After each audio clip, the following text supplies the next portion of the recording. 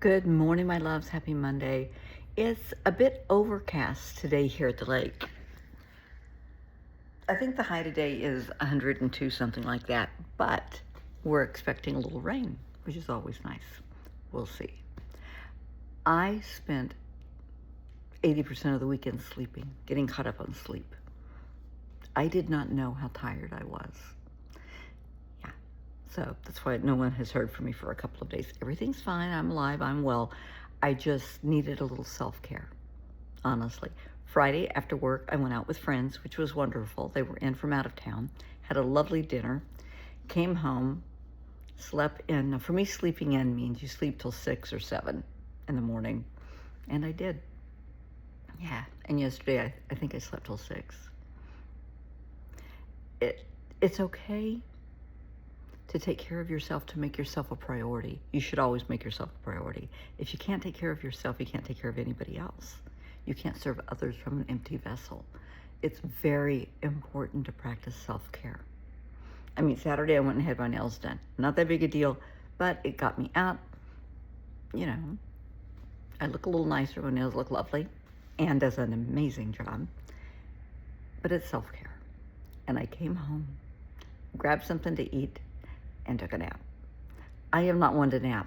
I took a nap. I took a nap yesterday. I did, and I am not getting sick. It's just my body needed the rest.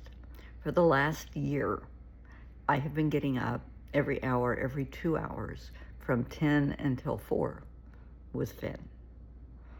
And he passed, and now my body is trying to get used to going back to what is going to be our new norm. So it's okay. I'm handling the death well, don't worry. A lot of people, it's a very interesting topic when your fur babies pass. Some people, I know a lot of people have told me, just get over it, it was a cat. Well, okay, to you it was a cat. To me, he was more than a cat. I know people who have lost dogs recently. I've got some lovely notes from people being very kind and supportive. And, you know, when you lose a fur baby, in my opinion, you lose a member of your family. Not everybody is that way. Some people are very cold, very cruel, very get over it. Okay, everybody's entitled to their opinion. You know, that's a them thing. I had one person say, oh, well, that must be very hard for you. You think? I'm in tears. Yeah, it's hard for me. But getting back to the self-care topic, you have to take care of you. Friday, I spoke about respite care. For caregivers, people taking care of family members, or maybe it's your job to be a caregiver, you invest not only physical time taking care of somebody, but emotional and mental time, and that can wear you down. It's so important to take a break. I remember when my mom had cancer, she had non-Hodgkin's lymphoma. My dad wanted to be her caregiver. He didn't want anybody else in the house, just him. He could do it. Nobody could do it like he could. And it was really sweet to watch him put lotion on her arms and legs. He rubbed her feet.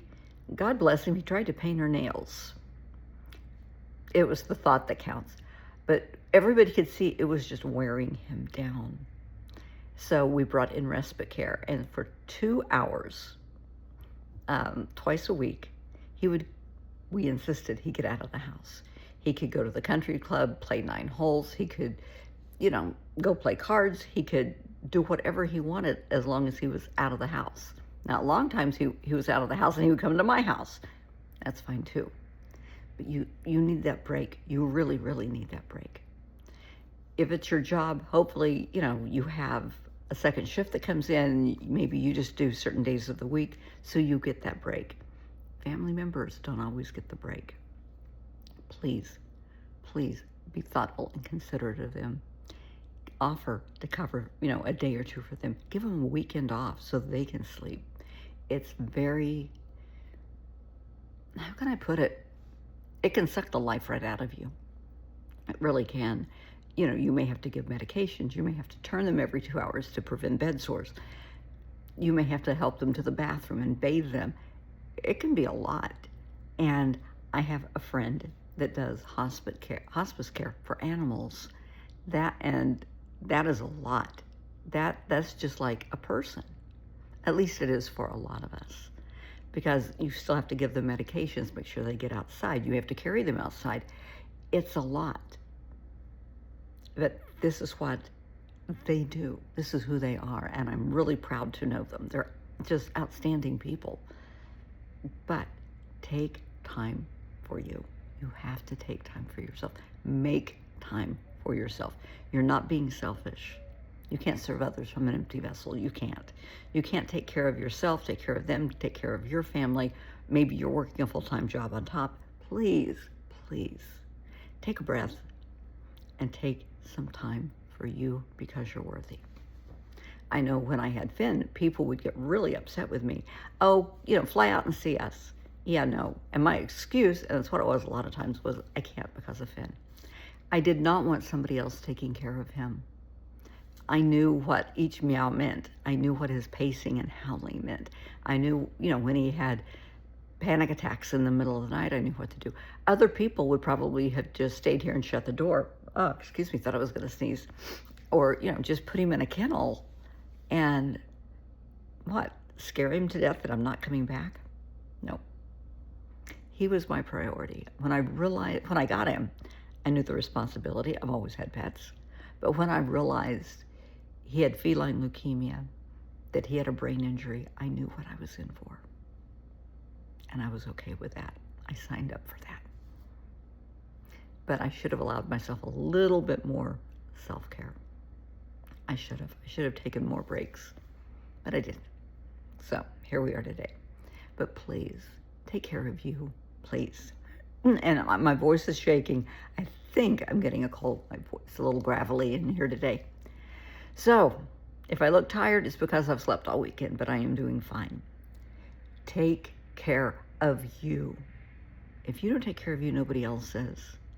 Teach your kids this early on, to take care of themselves, not to expect you. Gonna yawn. No, I'm not. Okay. Teach your kids early on about self-care, to be self-sufficient. That's so important. So many teens right now, they just want their parents to wait on them hand and foot, and the parents do. If your kid had to take care of themselves for a month, had to earn money, pay rent, cook for themselves, everything, go to work, everything for themselves, could they do it and survive? Most cases, no. Some cases, yes. I can't talk. Some cases, kids could, do a 9 to 5, work at Walmart, work at Target, work at Starbucks, whatever, and earn money. Maybe not enough to pay the rent, but we're teaching them a life lesson here. They could survive. They could, do, if nothing else, they could do ramen noodles. Just stay away from lettuce right now, no salads. But they could do ramen noodles. They could do frozen dinners. They could do a lot of things. Would they make it to work on time? Probably not. Would they make it home? No, because they would probably leave and go to a friend's house. They have to learn discipline. They have to learn structure.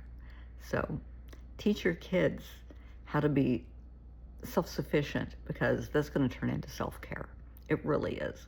Otherwise, they're going to get out, get to college, and they're going to bomb. They're not going to make it to class. They're going to have their first class at 1 o'clock in the afternoon. That's not going to work. It really isn't going to work. Talk to them. Work with them. Give them structure early on. Teach them accountability and responsibility. Teach them self-care. I am going to shut up because I'm just babbling like a fool. I have not had coffee yet. I know. I definitely need coffee. I'm having a protein drink at the moment. So have a good Monday, and I will talk to you soon.